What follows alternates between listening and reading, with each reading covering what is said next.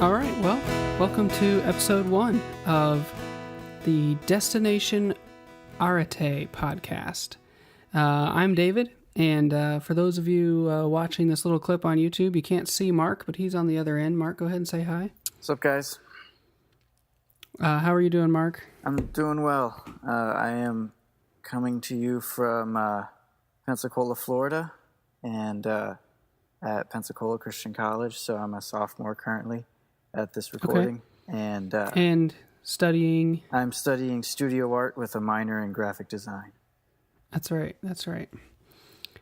We have several artists in the family, and that kind of is the inspiration for this podcast, kind of the background. I thought, Mark, it would be good to just introduce what Destination Arete is. Arete. I'm going to say it wrong a couple times before I get it right.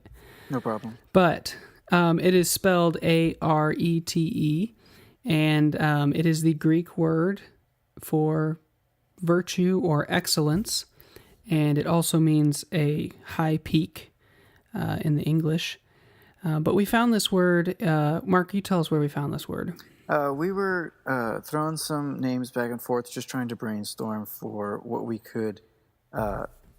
could represent our mission, what would be a good thing to sum up what we want to do.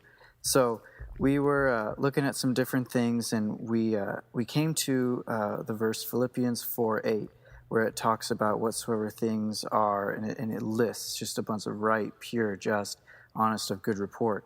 And and the overall theme of that verse was moral excellence. And in the Greek, arete is moral excellence or virtue. So, David, you were the one that found just the Greek word for that, and we really liked the sound of it. So we decided that would be a great way to just kind of sum up how we wanted to kind of package what we were trying to present to people.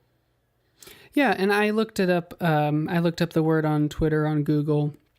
One of the businesses is an architectural firm. Most of them are life coaches or agencies of some sort. So I think we'll be distinct in our mission from the rest of the Arete, existing Aretes. I also looked up, if you want to tweet us, it will be DESTARETE, Dest Arete. So we didn't have to spell out the whole word destination, because that would take up some characters in a Twitter. Exactly. In a tweet. So I didn't want to get too carried away there. But like you mentioned, Mark, you're studying art, and art is kind of, I would say it's a core of our family. Would you agree? Yes, I would. With a mother who is a fine artist, a studio artist, and a father who's very creative. Both with visual media, with woodworking, with just the different things that he enjoys. So I would say it's been a positive influence on us throughout the years. He's I would say Dad's the one that really, I think, kind of got us into Pixar. Mm-hmm. Definitely. I mean, I remember the day vividly that he brought home a pizza and a movie that was a secret. And he put the Blockbuster case in his bedroom. We weren't allowed to look at it. And when we sat down as a family and the credits of the opening credits started rolling, it was Toy Story 2. Mm-hmm. And I just remember the anticipation and the joy that came from realizing we were going to watch Toy Story 2. And I think you and me, we talk every week on Wednesdays, and we just decided, why not record it, put it in podcast form, because this is something we are passionate about and we want to work towards, and this will just be the first step in building this future that we want to have. Yeah, definitely. I think that we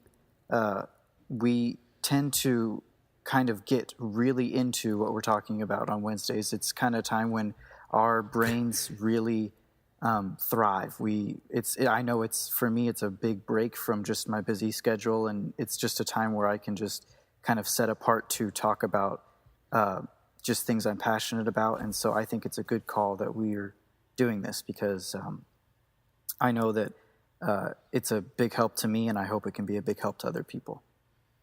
Cool. Well, let's kind of lay out, just like keep introducing the show here. Like, I think each week we'll try to have 3 segments, kind of 15 minutes each, 10 to 15 minutes. We're not going to put a time limit, but it will depend on Mark's schedule, what he has going on. But we'll have some games that we play. Mark has a game that he's going to introduce to us hopefully later tonight, if he's prepared. I don't know. And then we'll talk about current media. We'll talk about current entertainment. We'll talk about worldview application. We'll talk about maybe films or media that have impacted us positively or negatively, things that we've noticed, themes that we see in certain storylines. I know stories is kind of one of our big passions. We believe that any film can be, well, any piece of literature or entertainment media. We got to nail down our terminology. I apologize. But any piece of media is kind of make or break on this, depending on the story. Yes. I think you would. I know Mark is passionate about story. Yes. Having listened to 3,000 DVD commentaries in his lifetime. And counting. And counting. How many hours would you say? How many hours would you say you've listened to of DVD commentaries from all animated genres? Well, I would say I've probably seen every.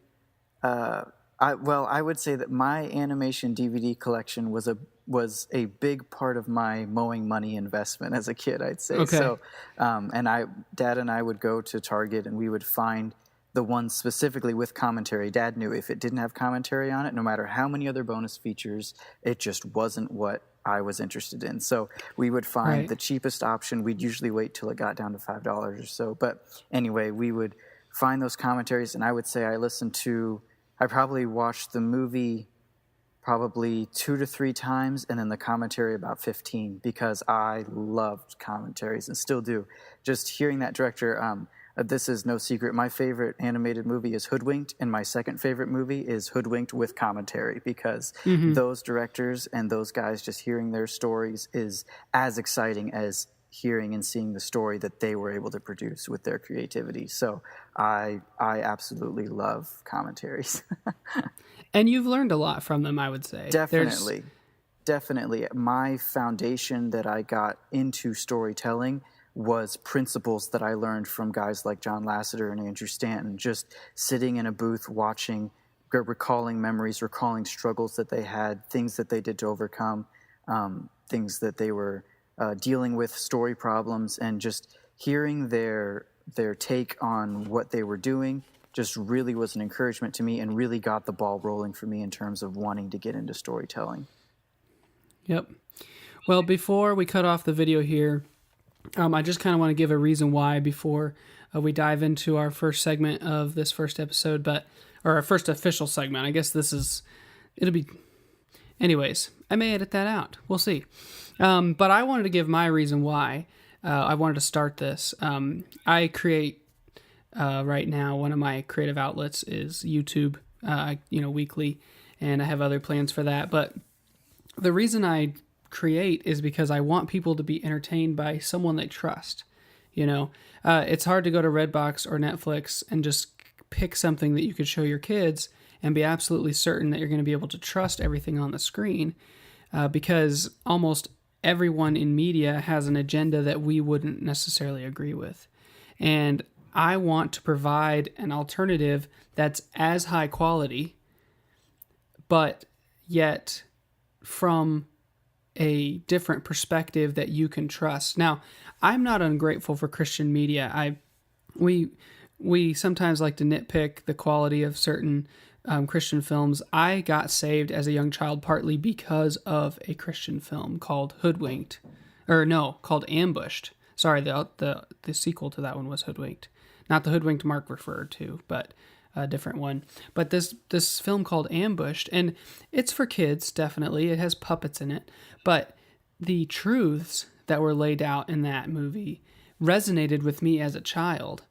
And it's just, I want to create things like that for future families, and for future children, for future Christians, for future other people that may not believe what I believe, but here's an inroad through media to get to open a conversation with them and go forward from there. So we're going to take a 5-second break. If you want to hear the rest of the podcast, click on the links below. We have SoundCloud and we're working on iTunes.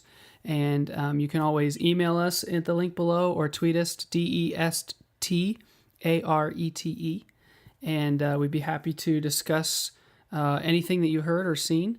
And so, Mark, say goodbye to the video audience, and then we'll see you guys. Hopefully, we'll see you in future videos and future podcasts.